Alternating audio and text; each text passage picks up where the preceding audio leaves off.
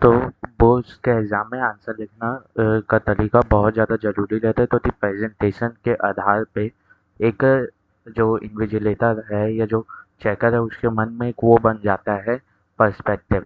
जैसे क्या करना है पहले कि आपको ये ध्यान रखना है कि आप जो क्वेश्चंस कर रहे हैं उन्हें आपको सेक्शन वाइज करना है। तो कई जगह सेक्शन वाइज कॉपी पड़ जाती है, मतलब section A answer section A के कोई एक पर्टिकुलर ग्रुप चेक कर रहा रहता है, सेक्शन बी का कोई एक पर्टिकुलर ग्रुप चेक कर रहा रहता है। तो ऊपर नीचे आप करेंगे क्वेश्चंस तो उसमें गड़बड़ी होगी और फिर वहाँ पे अगर प्रॉब्लम होगी तो आपके आंसर मार्किंग में भी गड़बड़ी होगी, यानी कि कम मिलेंगे मार्क्स। अगर मैं बोलूँ कि बच्चा लाइन वाइज सेक्शन वाइज किया और उसकी कॉपी सेक्शन वाइज चेक होने गई है तो उसे ज़्यादा मार्क्स मिल सकते हैं उस बच्चे से जो पहले सेक्शन ए के कुछ क्वेश्चन फिर सेक्शन बी के कुछ क्वेश्चन।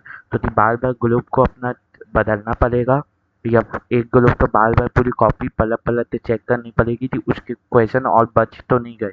तो अगर चेकर को प्रॉब्लम होगी तो आपके मार्क्स में आपको भी प्रॉब्लम होगी, ये बात याद रखना है। तो बहुत सही तरीके से आंसर को लिखना है।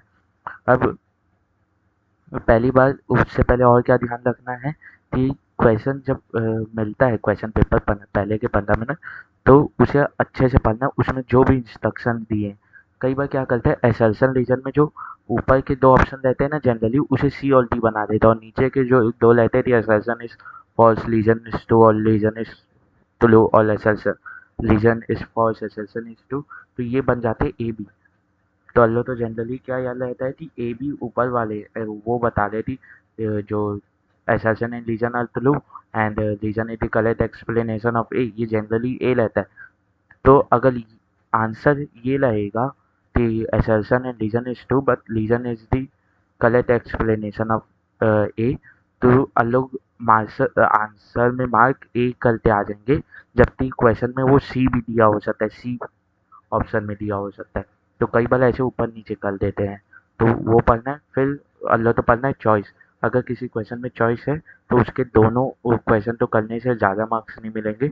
उससे अगर आप दो जल्दी जल्दी में चॉइस नहीं पढ़ते और दोनों क्वेश्चन कर लेते तो आपके बाद का एक क्वेश्चन छूट सकता है टाइम की कमी के हिसाब से।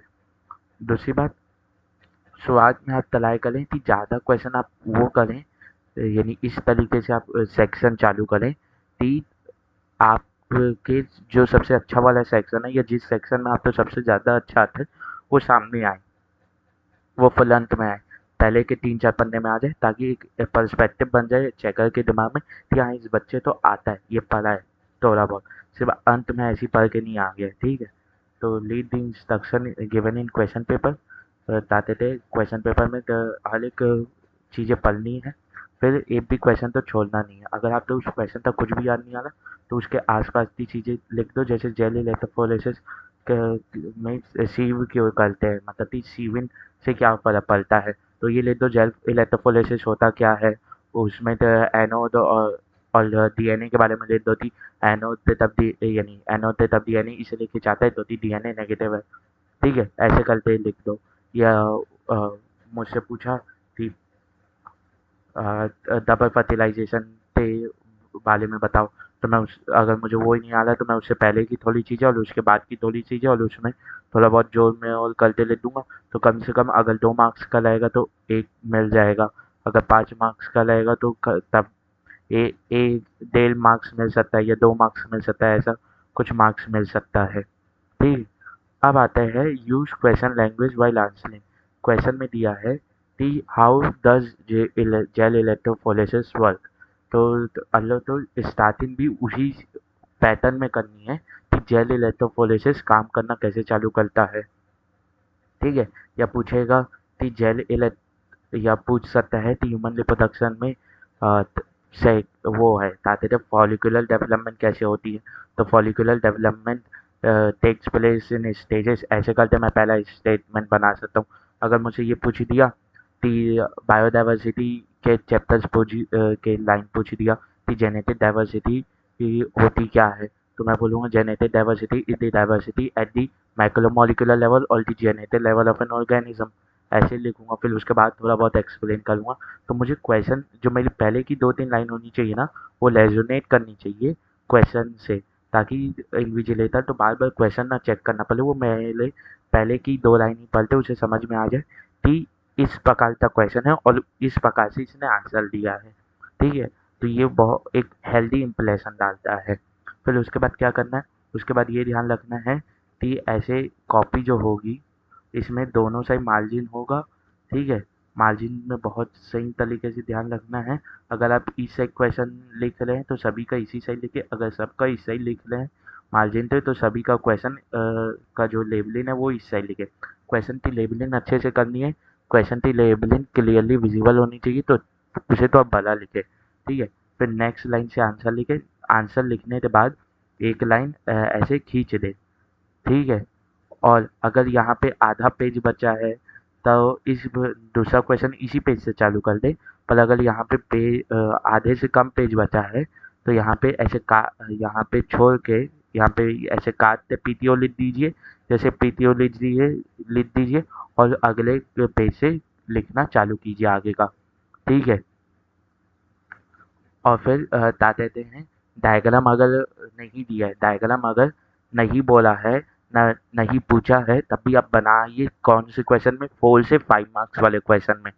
ठीक है, 3 मार्क्स वाले में भी अगर आपका आंसर सही से नहीं आ रहा है तो उससे रिलेटेड जो डायग्राम है उसे बनाइए, तो उससे आधा 1 मार्क्स मिल जाता है।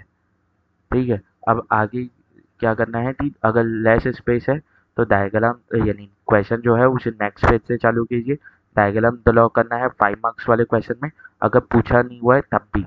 फिर उसके बाद एक सबसे इम्पोर्टेंट चीज़ आती है जो हर एक एग्जाम में करना रहता है, इम्पोर्टेंट कंसेप्ट तो अंडरलाइन करना है पेंसिल से। तो आजकल ब्लैक पेन और ब्लू पेन ही देते हैं शायद, तो इसी नाम से पहले देते थे अलग अलग कलर की पेन यूज़ करने, तो अब पेंसिल ही देते हैं, तो पेंसिल से ही सिर्फ अंडरलाइन करते आ जाना है।